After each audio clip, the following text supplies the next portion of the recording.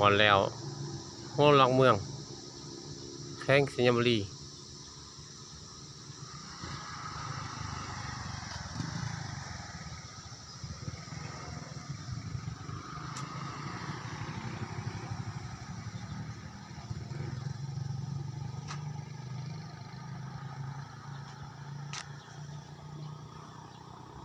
ชวนฐานะมิตรภาพลาวญี่ปุ่น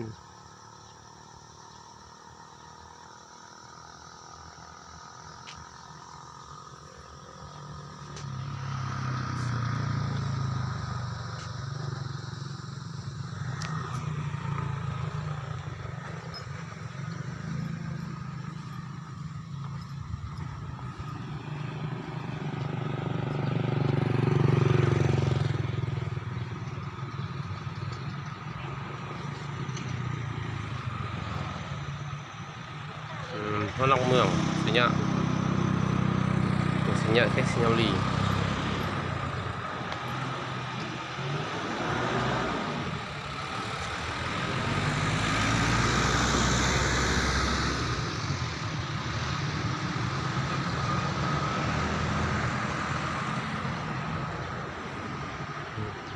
เรื่องดีๆเด้อติดตามเบิ่ง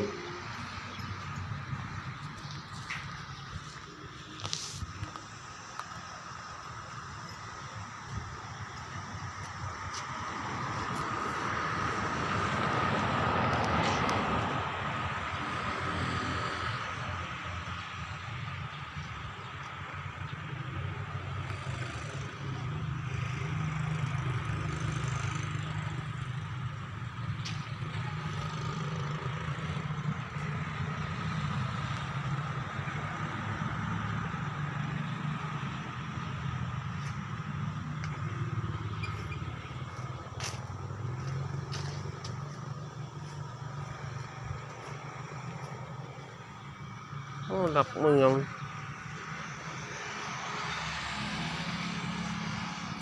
นกเมืองแข้งสัญญบุรีเด้อเมืองสัญญบุรีนี่ละนกเมืองครั้งแรกเป็นครั้งแรกเห็นมาปี2024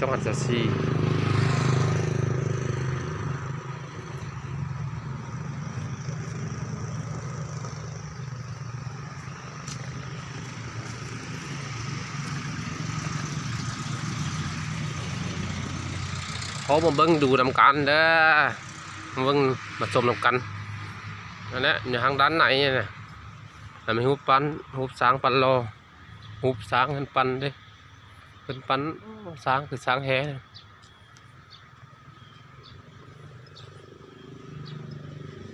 เขาจับเลยเด้อ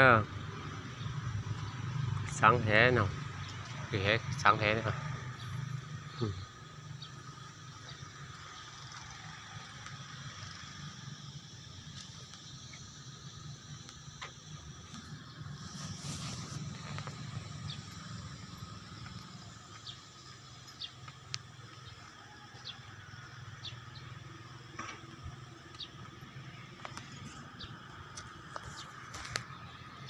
ด้านนอกด้านใน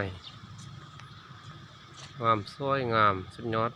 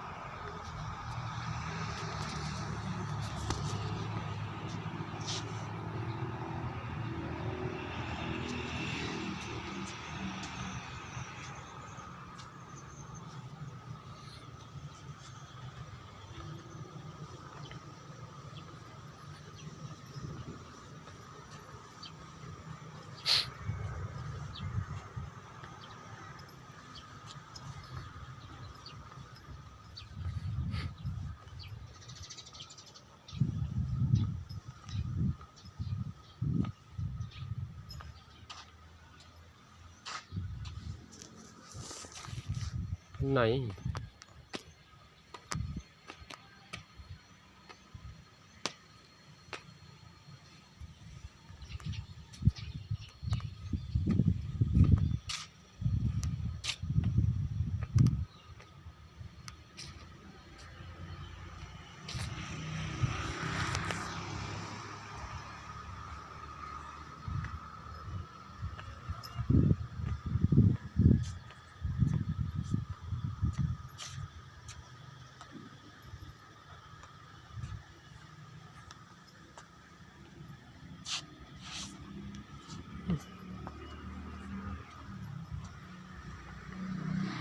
ร้านไหน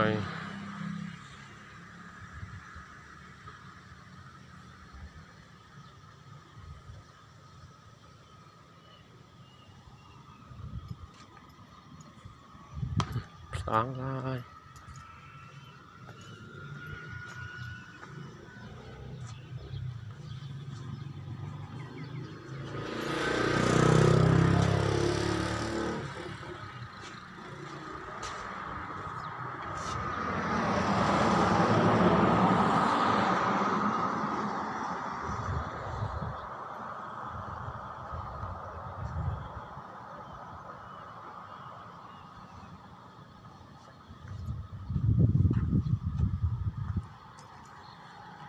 ขอจบเพียงเท่านี้เด้อ